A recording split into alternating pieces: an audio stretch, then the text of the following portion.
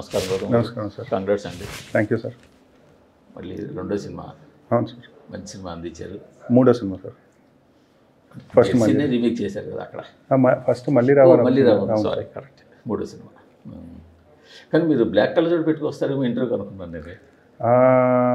అది మొన్న పాడ్కాస్ట్ చేసినప్పుడు పోస్ట్ ప్రొడక్షన్ కదా సార్, నిద్రలో లేవు, నా కళ్ళు కొంచెం నల్లగా ఉండేటప్పటికి సందీప్ చెప్పాడు అందరం కళ్ళజోడు పెట్టుకున్నాను, అట్లా పెట్టుకున్నాను. బయట ఇండస్ట్రీలో పోయి జోకులు గట్రా వినిపించి అవునండి, 3 కళ్ళజోడులు ఇంటర్వ్యూ అని ఇలాగని అలాగని నాకు కూడా అనిపించింది. ఎందుకు సెలబ్రిటీలు వాళ్ళ గ్రూప్ ఇంటర్వ్యూలు చేస్తే కళ్ళజోడులు ఎందుకు పెట్టుకుంటారా అని చెప్పి. నేను అది మీరు ఇంటర్వ్యూ స్టార్టింగ్ చూస్తే నేను ముందు తీసేసా కూడా, పర్లే పెట్టుకో అంటే. ఇప్పుడు బాగున్నారు లేండి కళ్ళజోడులు కూడా. Thank you sir. ఎలా ఉంది సార్ మీకు వచ్చిన రిపోర్టు, మీరు అనుకున్న రిజల్ట్? నాకైతే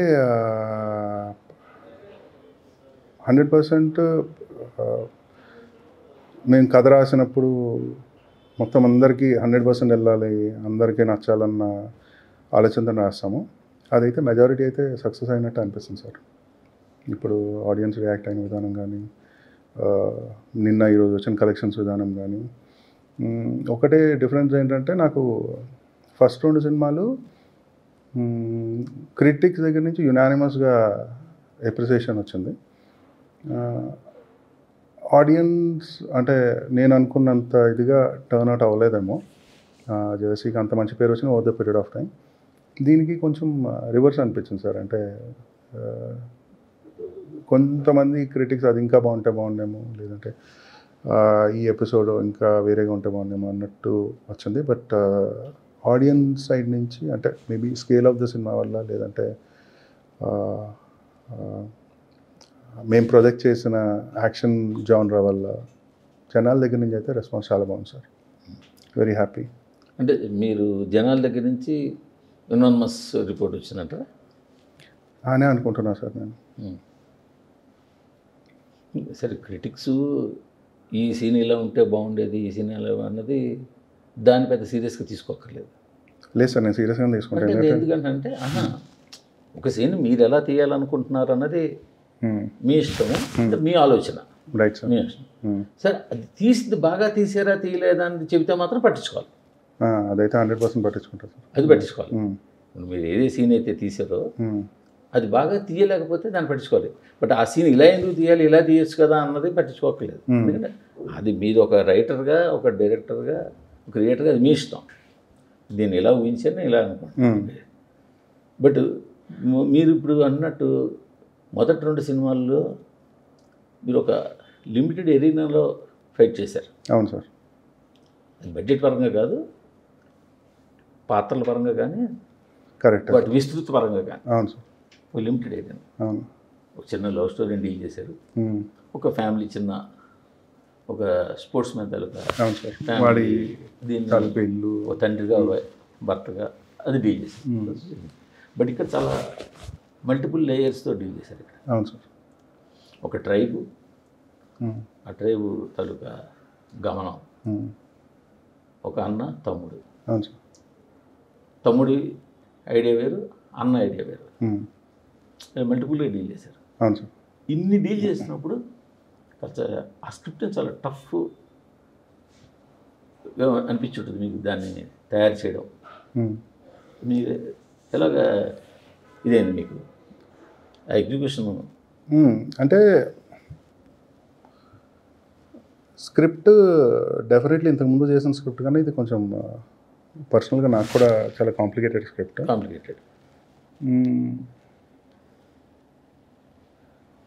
ఫస్ట్ సినిమా ఓపెన్ చేస్తున్నప్పుడు ఒక చిన్న షార్ట్ స్టోరీతో ఓపెన్ చేద్దామన్నది ఐడియా. దాని తర్వాత నెక్స్ట్ ఫుల్ లెంత్గా ఆ షార్ట్ స్టోరీని ఎక్స్పాండ్ చేసి చెప్పాలన్నది ఐడియా. ఆ షార్ట్ స్టోరీలో end of the short story ఒక లీడర్ రైజ్ అవుతాడు.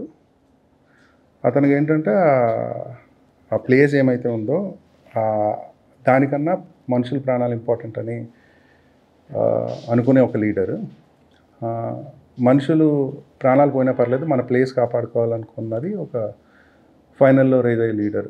ఇది బేసిక్గా అనుకున్నది. దాని తర్వాత మల్టిపుల్ సబ్ ప్లాట్స్ కానీ ప్లాట్స్ కానీ అనుకోవడం జరిగింది. కానీ చాలామంది ఈ సినిమాకి వచ్చిన అంటే నాకు డిఫరెంట్ పీపుల్ తోటి డిఫరెంట్ సెక్టర్ తోటి డిస్కస్ చేస్తుంటాం కాబట్టి ఎలా ఉంది తమ్ముడు మెయిన్ గోల్ ఏదైతే అన్నయ్యని తీసుకురావాలి అమ్మ దగ్గరికి మళ్ళీ అన్నది కదా, అన్నని చంపేయడం ఏంటి అన్నది ఒక పాయింట్ వాళ్ళు అడిగింది. మీ తరఫున కాదు, నాకు అనిపించింది, నేను చెప్పిన సమాధానం ఏంటంటే అన్న తాలూకా బాధ్యత, అన్నం తీసుకొద్దామని వెళ్ళిన తమ్ముడు అన్న తాలూకా బాధ్యతను షోల్డర్ వేసుకోవడం అన్నది ఐడియా అయ్యి ఉండొచ్చు. Correct sir, correct. అంటే ఇది మరి ప్లాట్ పాయింట్ ఇంకా మనం అప్పుడే డిస్కస్ చేసి చెప్పడం కరెక్టో కాదో తెలియదు, కానీ అది చిన్నప్పుడు వెళ్ళినప్పుడు మన ఇద్దరం వెళ్ళిపోతే అమ్మని ఎవరు చూసుకుంటారు అని చెప్పింది. ఆ తర్వాత వాళ్ళ అన్న బాధ్యత అతను తీసుకోవడం అన్నది మెయిన్ కోర్ కదా. అంటే నేను ఫస్ట్ టైం అనుకున్నప్పుడు కథలో నాకున్న, అంటే ఒక కథ అనుకున్నప్పుడు ఆ కథ తాలూకా ఇమేజ్ ఒకటి ఉంటుంది కదా సార్. నాకు ఫస్ట్ ఏంటంటే ఒక ఇద్దరు అన్నదమ్ములు ఇంట్లో ఒక ట్రాజడీ జరుగుతుంది, వాళ్ళు ఒంటి నిండా రక్తం, చేతిలో ఒక కత్తి ఉన్నప్పుడు బయట వాళ్ళు అందరూ లోపలికి వెళ్ళడానికి కూడా భయపడుతూ ఉంటారు. ఆ ఇద్దరు అన్నదమ్ములు ఇంటి బయట నుంచి రాత్రి ఉన్న ఇమేజ్ ఫస్ట్ నాకు కనిపించింది. దాని తర్వాత లోపల ఏమై ఉండొచ్చు, ఆ తర్వాత ఏం జరిగి ఉండొచ్చు అన్నది కథ ఎట్లా ముందుకెళ్తుంది అన్నది తర్వాత నేను అనుకున్న కథ. మరి ఆ ప్లాట్ పాయింట్ మరి ఇంటర్వ్యూలో పర్లేదా సార్, అదే ఆపుతారా? అదే అదే నేను వాళ్ళకి చెప్పిన సమాధానం అంటే ఇది అయ్యి ఉండొచ్చు. కరెక్ట్ సార్, దర్శకుడు ఐడియా ఇది అయ్యి ఉండొచ్చు. కానీ ఇంకొకటి, మీరు యాక్చువల్గా ముందు ఒక షార్ట్ స్టోరీతో స్టార్ట్ చేద్దామని ఏదైతే అనుకుంటారు, అది లేకపోయి ఉంటే ఈ సినిమా స్పాన్ ఎంత వచ్చి ఉండేది కాదు కదా. అంటే సార్ కథ ఎందుకు మొదలు పెట్టడం జరిగిందంటే దానికి దీనికి కంపారిజన్స్ డ్రా చేసి ఆ ఫస్ట్ షార్ట్ స్టోరీలో రైజ్ అయిన లీడరు లాస్ట్ అంటే రైజ్ అయిన లీడరు డిఫరెంట్గా చూపించాలన్నది ఐడియా. ఇప్పుడు సే ఫర్ ఎగ్జాంపుల్ ఫస్ట్ దాంట్లో కూడా గోల్డ్ గురించి ఒక బ్రిటిషర్స్ ఒక సెక్షన్ ఆఫ్ పీపుల్ని అప్రెస్ చేయడానికి ట్రై చేస్తూ ఉంటారు. సెకండ్ దాంట్లో కూడా అదే రిఫరెన్స్. గోల్డ్ అనేది నా మెటఫారికల్ ఇన్ఫరెన్స్ ఏంటంటే హ్యూమన్ గ్రీడ్ అన్నది నా ఐడియా. దాంట్లో కూడా హ్యూమన్ లాస్ ఉంటుంది, దీంట్లో కూడా హ్యూమన్ లాస్ ఉంటుంది. దాని తర్వాత ఆ రేజ్ అయిన లీడర్ 2 డిఫరెంట్ క్యారెక్టర్స్, ఫస్ట్ ఒకళ్ళు లాస్ట్ ఒకళ్ళు అన్నది నేను అనుకున్న ఐడియా, అంటే కథ ప్రకారం. కానీ సరే ముందు అంటే ఫస్ట్ షార్ట్ స్టోరీ చూపించకపోతే ఇంత స్పాన్ వచ్చేది కాదు కదా అన్నది అడుగుతున్నారా సార్? ఎందుకంటే ఇప్పుడు సపోజ్ శ్రీలంకకి ఇండియాకి మధ్యలో ఒక సర్టన్ ప్లేస్లో కొంతమంది ట్రైబ్స్ ఉన్నారు. అవునండి. వాళ్ళని ఇటు 2 కంట్రీస్ రికగ్నైజ్ చేయట్లేదు. అవునండి. వాళ్ళని వీళ్ళు ఈ విధంగా యూజ్ చేసుకుంటున్నారు. అవును సార్. అన్నదాంతో స్టార్ట్ చేశారు అనుకుందాం అక్కడ. అప్పుడు దీనికి ఒక పునర్జన్మ అనేది కానీ లేదా అంటే కారణ జన్మ అనేది కానీ టచ్ రాదు. అంటే సార్ నేను లాస్ట్ క్లైమాక్స్లో కూడా నా ఉద్దేశం ఏంటంటే కన్ఫర్మ్గా ఇది రీఇన్కర్నేషన్ కానీ పునర్జన్మ అన్న విషయం చెప్పకుండా, అంటే ఇప్పుడు మీరు ఏదైనా పెద్ద గొప్ప మనిషి లైఫ్ స్టోరీ ఏమైనా తీసుకున్నట్టయితే దాన్ని వెనక్కి వెళ్ళి ఆలోచిస్తే అతను అలా మారడానికి రకరకాల ఇన్సిడెంట్స్ ఉంటాయి కదా. అది వెనక్కి వెళ్ళి చెప్తున్నప్పుడు ఏంటంటే అవన్నీ ఇంత కోయిన్సిడెన్స్లు అవుతాయా అన్నట్టు అనిపించవచ్చు. కాకపోతే లీనియర్గా చూసినప్పుడు అవి అంటే రోజు తాలూకా విషయాల్లాగా అనిపించే ఛాన్స్ ఉంది. కానీ వెనక్కి వెళ్ళి మనం చూసినప్పుడు జరిగిన ప్రతి విషయం, అంటే ఆ గొప్ప మనిషి అట్లా అవ్వడానికి ప్రతి విషయం అతను గొప్పడైన తర్వాత ఒక మిరకల్ లాగా అనిపిస్తాయి. Correct sir. ఇప్పుడు గాంధీ గారు ఉన్నారు, ఇప్పుడు రైల్వే స్టేషన్లో ఆయన్ని సౌత్ ఆఫ్రికాలో ట్రైన్లో దోస్తారు. ఆ రోజుకి అది చాలా చిన్న విషయం, లేదంటే అతను ఒక మనిషి పర్సనల్ విషయం అయి ఉండొచ్చు. కాకపోతే మనం హిస్టరీలో చదువుకున్నప్పుడు అది ఆ ఇన్సిడెంట్స్ ఒక మిరకల్ లాగా అనిపించవచ్చు. అట్లానే లాస్ట్ క్లైమాక్స్కి వచ్చినప్పటికీ పునర్జన్మ లేదంటే ఇదంతా కోయిన్సిడెన్సా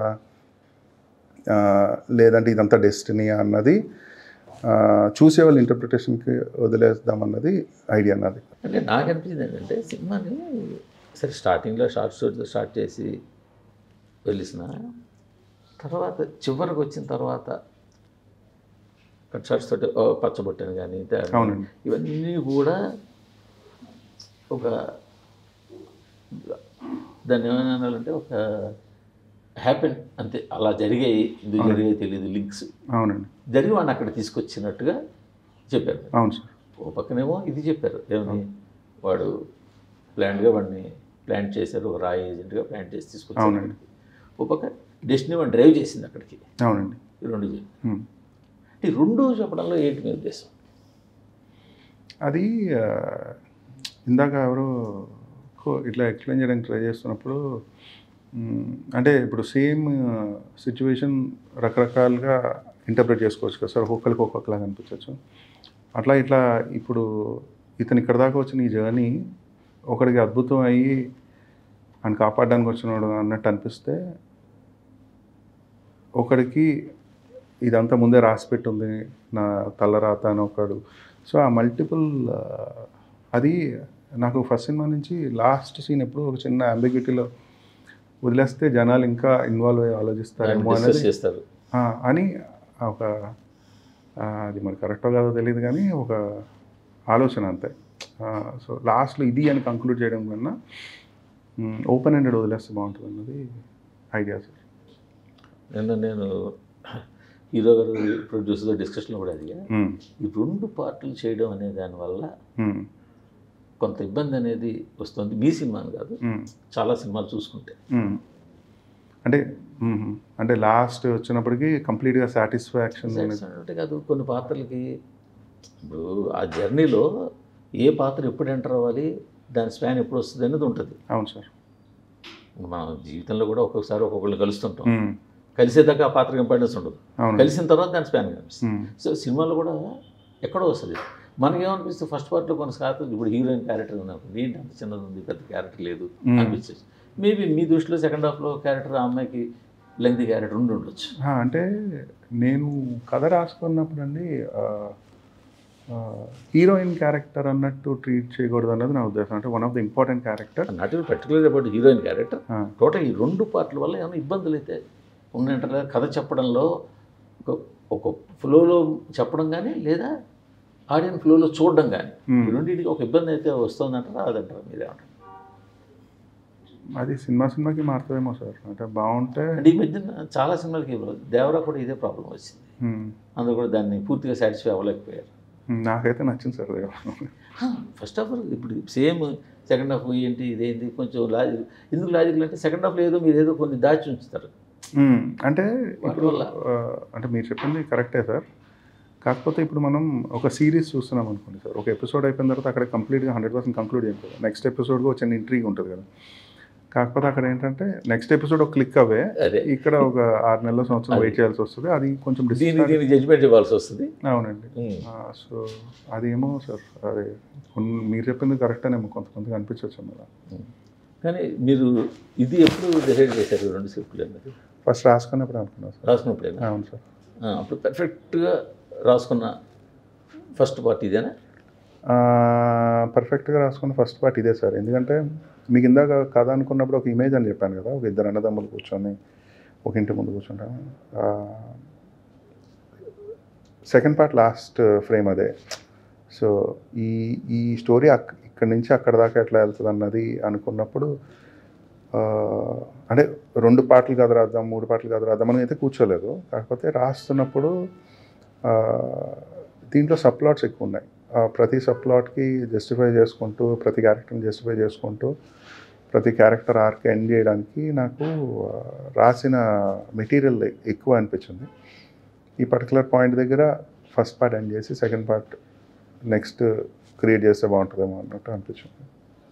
అదే ఇప్పుడు ఇంత మీరు చెప్పినట్టు వెబ్ సిరీస్ అనుకుంటే, అవును సార్, ముందే మీరు 8 పార్ట్లు అంటే బ్రెయిన్ మైండ్లో ఫిక్స్ చేస్తాం. సో దాని ప్రకారం డివిజన్ చేసుకుంటూ వెళ్తారు. అవునండి. దాని ప్రకారం చేస్తారు. బట్ ఇది మీరు ఎక్కువైందని 2వ పార్ట్ చేయడం వేరు, అప్పుడు తేడా ఉంటుంది కదా. అంటే ఇప్పుడు ఎక్కువైందని 2వ పార్ట్ చేయడం అన్నది కూడా కాదేమో సార్. అంటే నేను షూట్ చేసిన స్క్రిప్ట్ నేను రాసుకున్నప్పుడు అది, అంటే అది వెరీ పర్సనల్ స్పేస్ కదా సార్. అంటే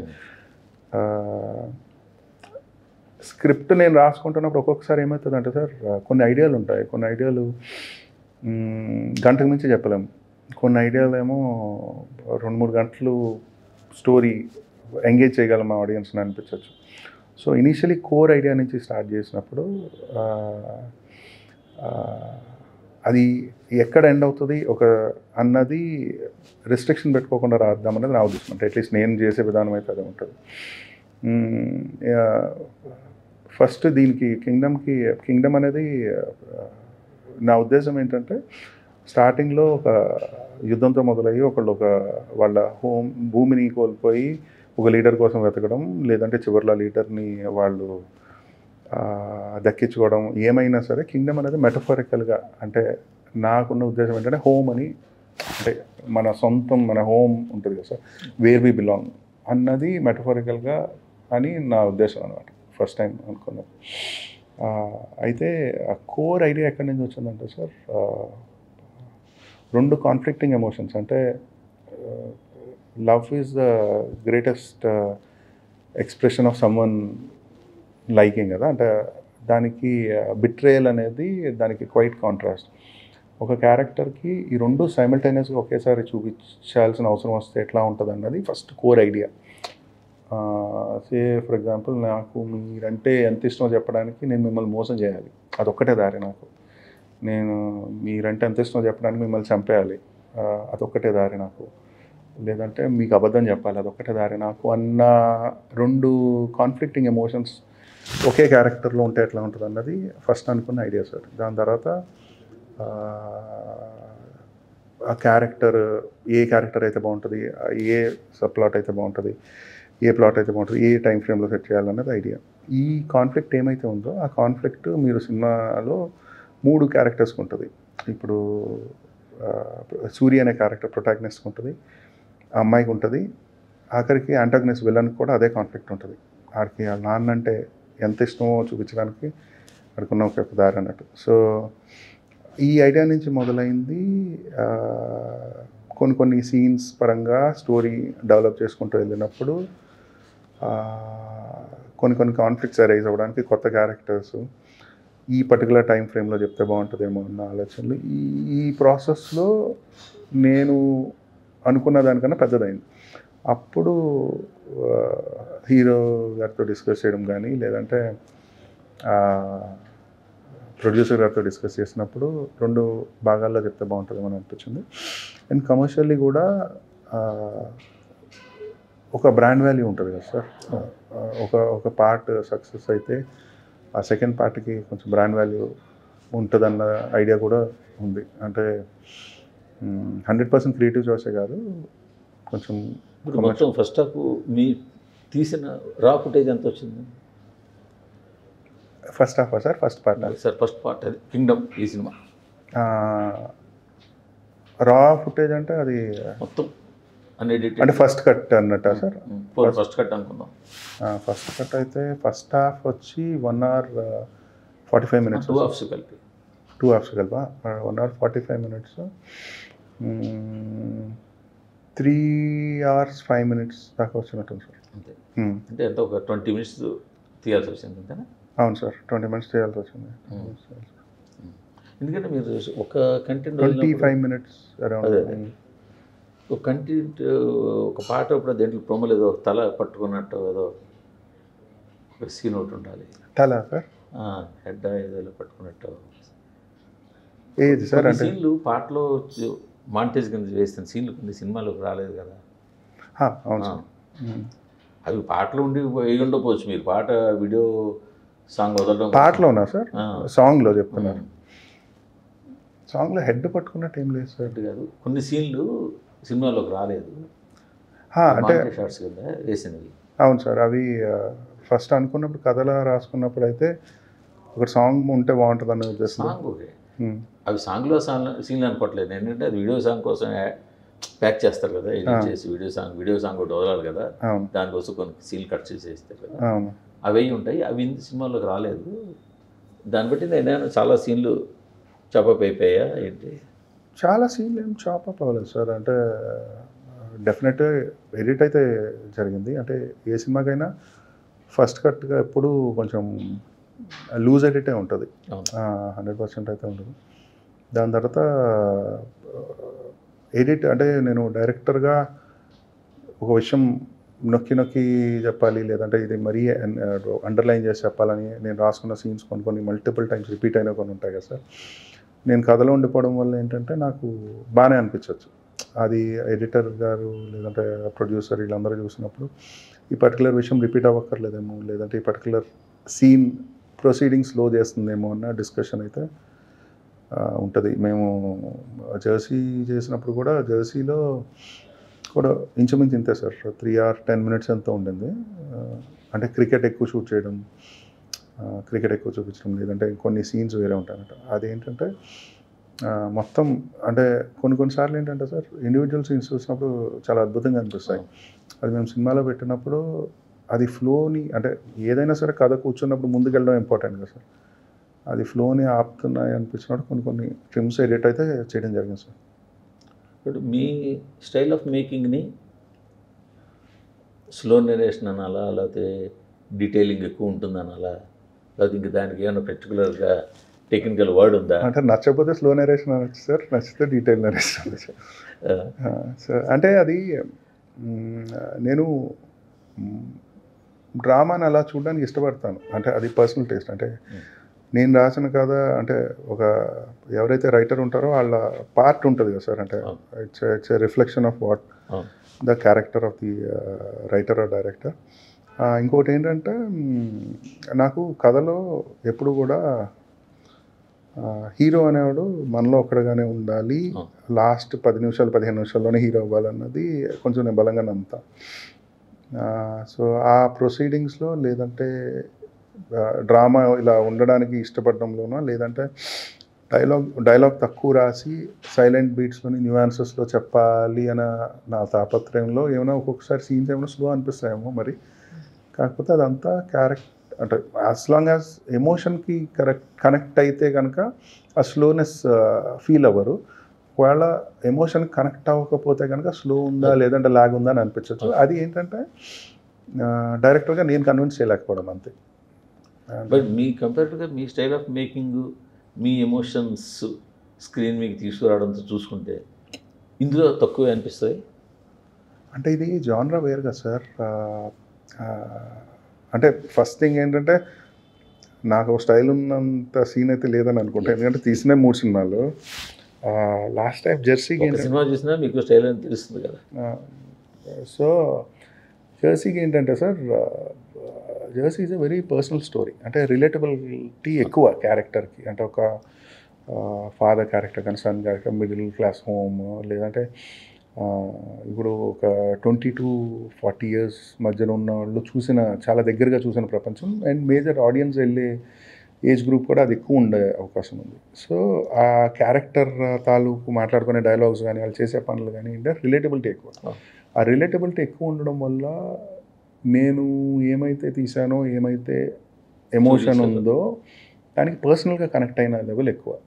ఇది స్పేస్ వేరే కదా సార్, ఇది కొంచెం యాక్షన్ జోనరా. దానివల్ల ఏంటంటే ఎంతో కొంత రక్తపాతం, లేదంటే స్టేక్స్ వేరే ఉన్నాయి.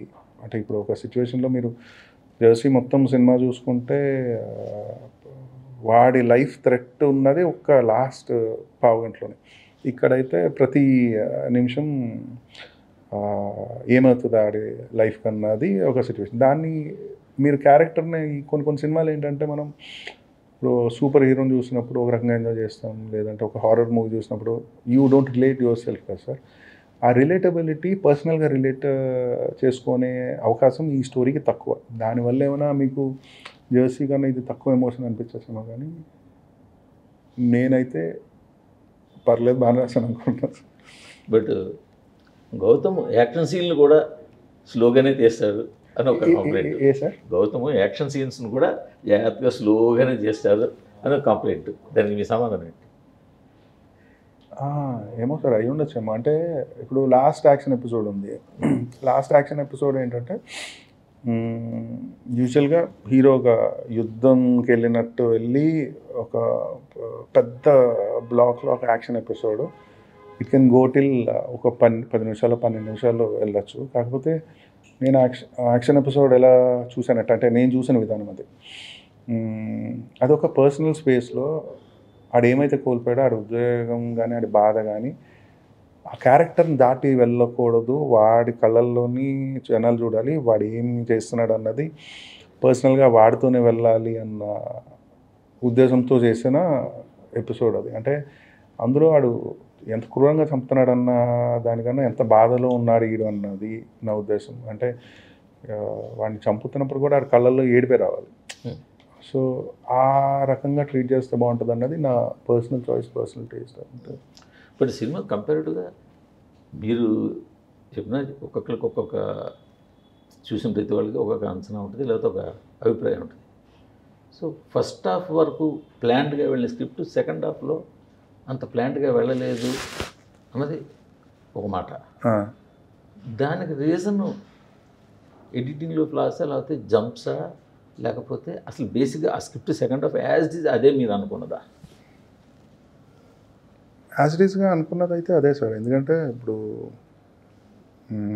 మొన్న మేము రిలీజ్ చేసినప్పుడు సినిమా మీద ఎంత కాన్ఫిడెంట్ ఉన్నామో నాకు ఈరోజు కూడా అదే కాన్ఫిడెన్స్ ఉంది. అంటే ఏమైతే ప్రొటెక్ట్ చేసామో మీకు అనిపించచ్చేమో, అంటే నువ్వు తీసిన సినిమా కాబట్టి నీకు అంత కరెక్ట్గా అనిపించచ్చేమని. కాకపోతే over the period of time, ఒక వారం 10 రోజుల తర్వాత, అంటే ఇప్పుడున్న ఈ ఓవర్వెల్మింగ్ సిచ్యువేషన్లో అదే కరెక్ట్ ఇది రాంగా అన్న డెసిషన్ కన్నా ఒక 10 రోజుల తర్వాత ఇలా మీలా చెప్పిన వాళ్ళందరి మాటలు చూసుకొని అసలు ఏంటి ఏమైనా మీరు కూడా ఇంకా బాగా చేసి ఉండొచ్చు, మరోసారి చూసి ఇంకా బాగా చేసి ఉండొచ్చు అన్న ఆలోచన అయితే ఎప్పుడూ ఉంటూనే ఉంటుంది.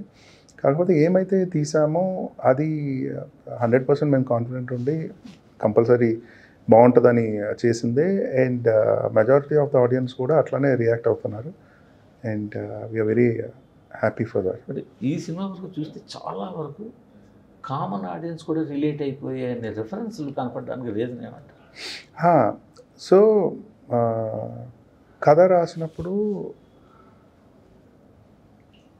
ఏదైనా సినిమాలాగా ఈ సిచ్యువేషన్ ఉందా, ఈ సీన్ ఉందా అని చాలా సీన్స్ లేదా ఆ సీన్ కావచ్చు, లేకపోతే పాయింట్ కావచ్చు, కామెడీస్ కూడా ఇది ఫలానా సినిమా రెఫరెన్స్, లేకపోతే ఇది ఫలానా సినిమాలో చూసాం కదా, ఈ టైప్ ఆఫ్ రెఫరెన్స్లు ఎక్కువ అనిపించడానికి.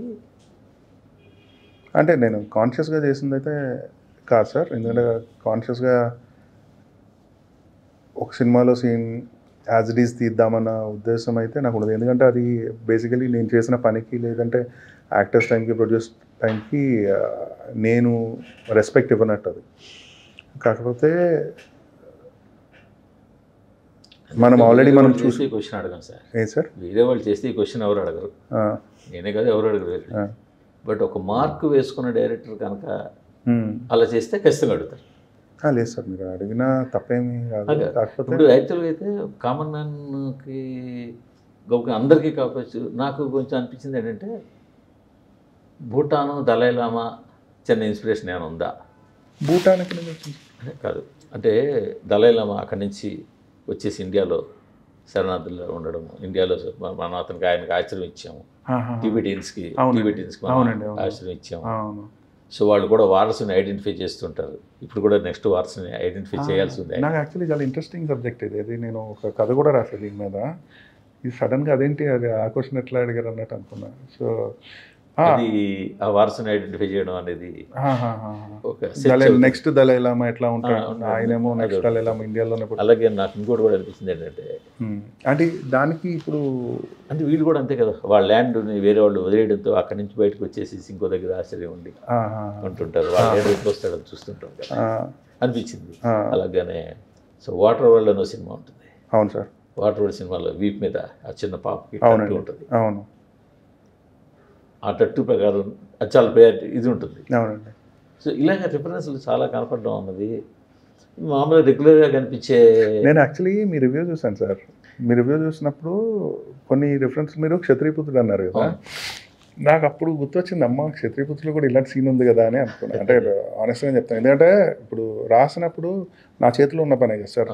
10 సీన్లు రాసినప్పుడు 11వ సీన్ వేరే తీద్దామన్న ఉద్దేశం అయితే ఉండదు. అదే నేను అన్నది, మీరు మీకు ఐడియాలజీ లోపం లేదు, మీకు థింకింగ్ థాట్ ప్రాసెస్ ఉంది. ఈ వాటర్ వరల్డ్ భూటాన్ అయితే కొంచెం ఆశ్చర్యంగా ఉంది. అవునా ఎక్కడ అనేసి మీకు అనిపిస్తుంది. ఇప్పుడు నేను చెప్పాను లేదు సార్, ఇది దానికి సంబంధం లేదు. సో ఇప్పుడు అలాగే దేవరాలు ఏంటి, వాళ్ళ దగ్గర ఉంటారు, వాళ్ళు దేనికి వాడుకుంటారు, స్మగ్లింగ్ వాడుకుంటుంటారు, షిప్ నుంచి అన్లోడింగ్ లోడింగ్. సేమ్ ఇక్కడ కూడా అంతే కదా. సో అలాగనే ఇంతకు చెప్పినట్టు ఇలా ఆ షౌట్ చేసే సీన్ కానీ మళ్ళీ జెర్సీలో మీ సిగ్నేచర్ మూమెంట్ అది. యాక్చువల్లీ మీకు ఆనెస్ట్గా చెప్పాలంటే జెర్సీలో నేను ఆ సీన్ తీసినప్పుడు నిజంగా నేను ప్లాన్ చేయలేదు అది. ఓకే, అది మేము స్క్రిప్ట్లో రాసుకున్నప్పుడు ఇది చాలాసార్లు చెప్పా, ప్యూర్లీ నానిగారు యాక్టింగ్ వల్ల ఆ సీన్ అంతా మూమెంట్ అయింది. ఆల్రెడీ నేను చేసింది మళ్ళీ తీయాలన్న ఆలోచన అయితే ఉండదు, ఎందుకంటే ఇది యాక్టర్ పర్టికులర్ సిచ్యువేషన్లో వాళ్ళ అన్న కోసం అరుస్తున్న మూమెంట్ విజువల్గా సిమిలర్ ఉండడం వల్ల వచ్చిన కంపారిజన్. దానికి రాత్రి ఇదే క్వశ్చన్ విజయ్ మంచి ఆన్సర్ ఇచ్చారు, యాక్చువల్గా చాలా మంచి ఆన్సర్ ఇచ్చారు. ఏమన్నారు సార్? నేను చూడలేదు. ఆయన ఏమంటే అన్న కోసం వెళ్ళాడు, అన్న తనను గుర్తుపట్టాలి, నా దగ్గరికి రావాలి అని వెళ్ళడం కాదు. సో మొత్తం అట్రాక్షన్ డ్రైవ్ చేసుకోవాలి, తన వైపు గ్రాప్ చేసుకోవాలి. సో గొడవ పెట్టుకున్నాడు, అన్నీ చేశాడు, ఇంకా చాలదు, ఇంకా చేయాలి, మొత్తం జైలు అంతా తన వైపు తిరగాలి, అన్న కూడా తిరగాలి, ఇంకా అప్పుడు ఏం చేయాలి, దాంట్లోంచి వచ్చిన మూమెంట్ అది అని చెప్పి ఇచ్చాడు. గుడ్ ఆన్సర్, దాని గురించి డౌట్ లేదు. బట్ ఇవన్నీ కూడా ఏమనిపిస్తుంది అంటే, మీరు ఇప్పుడు ఎలా ఉందంటే కామన్ మ్యాన్ చూడగానే ఆ సినిమా ఈ సినిమా అనేది కామన్ కదా. అవును సార్.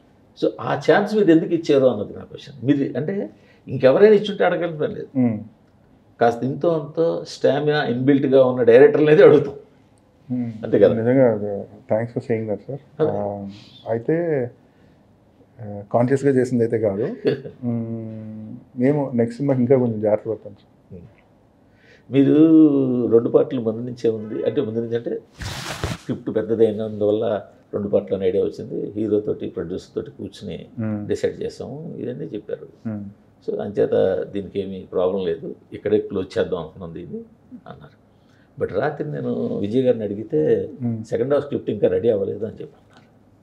సెకండ్ హాఫ్ ఆయన చెప్పలేదు సార్, నా దగ్గర అయితే రెడీ ఉంది, కాకపోతే 100% రెడీ అని అయితే చెప్పలేను.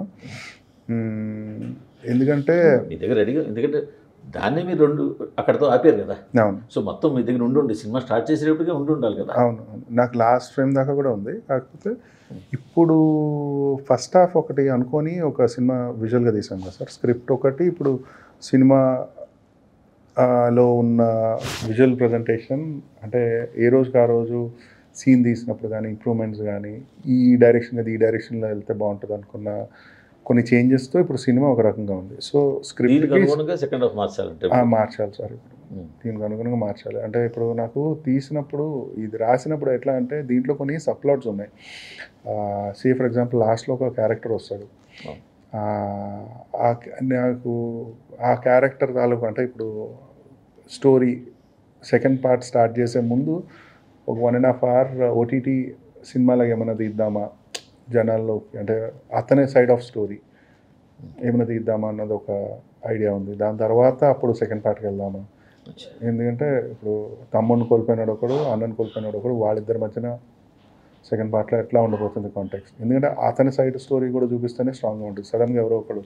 కానీ ఇప్పుడు మీకు ఆల్రెడీ సినిమాలో బేసిక్గా 2 గోల్స్, ఒకటి ఏ భూమి అయితే కోల్పోయి ఎక్కడో వాళ్ళు ఏ భూమికి చెందకుండా ఉన్నవాళ్ళు, అయితే వాళ్ళకి రికగ్నేషన్ కావాలి, ఐదర్ ఇండియా ఆర్ శ్రీలంక, లేదు మళ్ళీ వాళ్ళ శ్రీకాకుళం వాళ్ళ ల్యాండ్కి వాళ్ళు రావాలి, ఆ ల్యాండ్ అక్కడ ఉంటుంటే యాజ్ ఇట్ ఈజ్ అంటే మీకు స్టార్టింగ్లో అన్నారు సార్, అంటే కింగ్డమ్ అంటే నా ఉద్దేశం ఏంటంటే హోమ్ అని, వేర్ వి బిలాంగ్, అది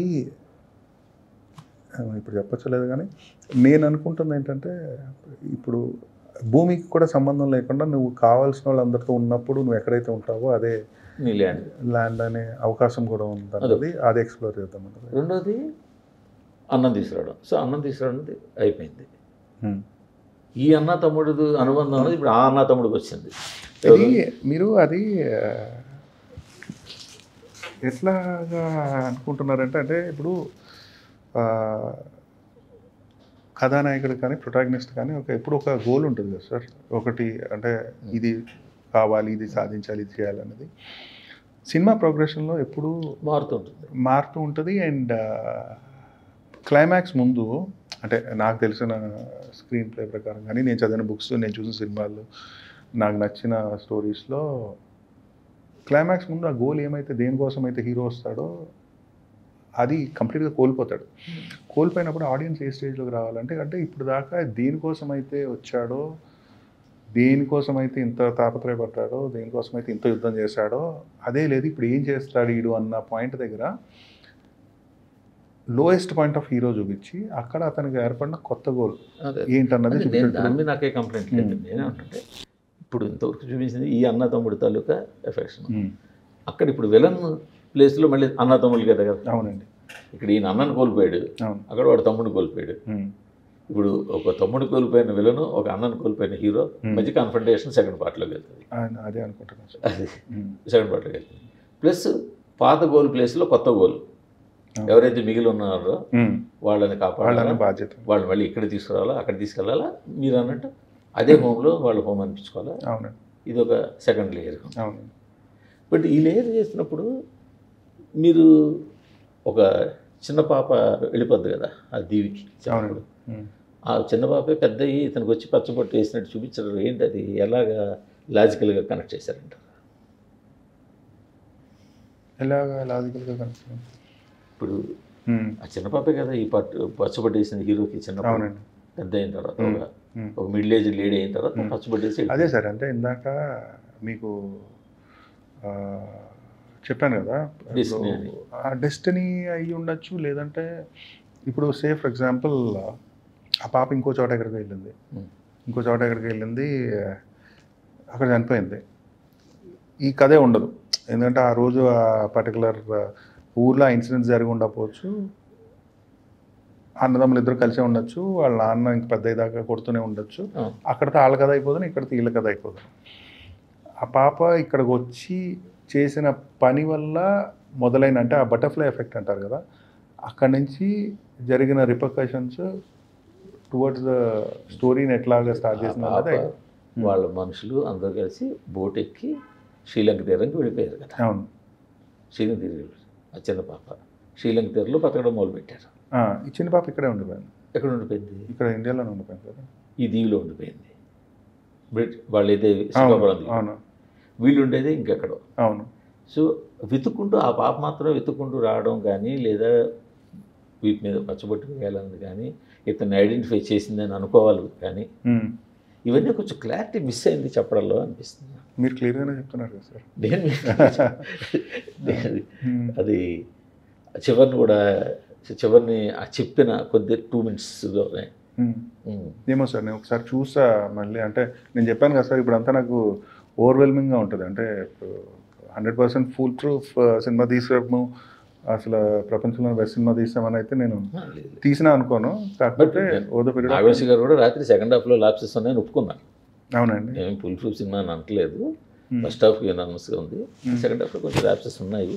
ఎక్కడైనా ఉంటాయి యూజువల్గా. ఎవరు కూడా 100% బెస్ట్ ప్రొడక్ట్ అయితే బయటికి తీయలేము కదా.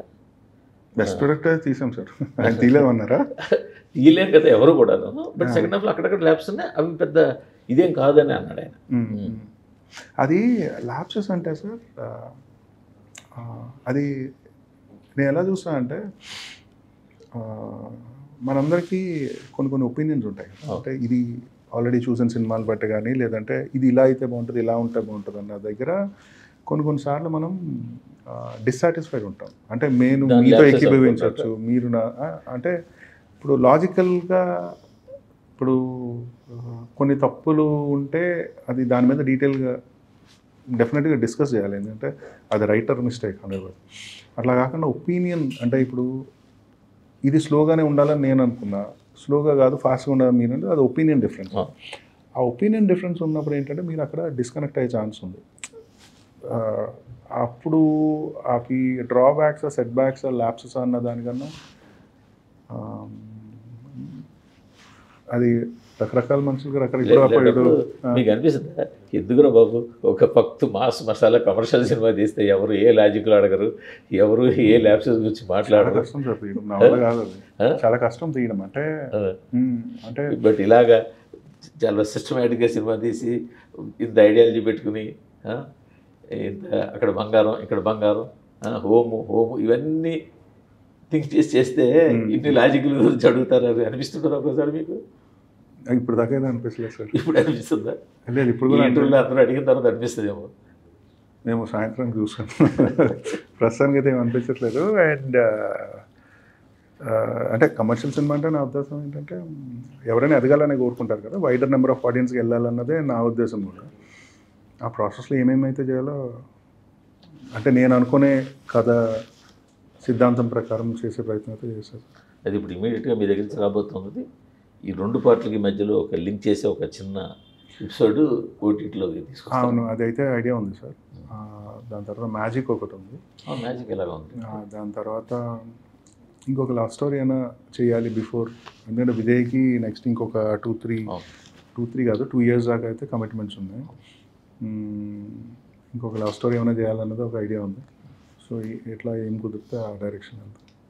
అది కూడా వరల్డ్ లవ్ స్టోరీయా, గ్రౌండెడ్ లవ్ స్టోరీయా? ప్రతి కథకి వరల్డ్ ఉంటుంది కదా సార్. జెర్సీ కూడా వరల్డ్ ఉంది, ఆడి ఆడి ఇల్లు, ఆడి ప్రపంచం. అది ఏంటంటే మనం స్పెక్టికల్ అన్నప్పటికీ పెద్ద చెప్పినట్టు అందరూ కనెక్ట్ అయ్యేవాళ్ళు, ఊహకి దూరంగా ఉండేవాళ్ళు. కానీ ఇప్పుడు జనరేషన్ అందరికీ కూడా ఇమేజినరీ వరల్డ్స్ కావాల్సి వస్తుంది కదా. మంచిదే కదా సార్. వరల్డ్ లవ్ స్టోరీ అని నేను ఆలోచించలేదు, మరి ఎట్లా ఉంటుందో మరి. Thank you sir. Thank you sir.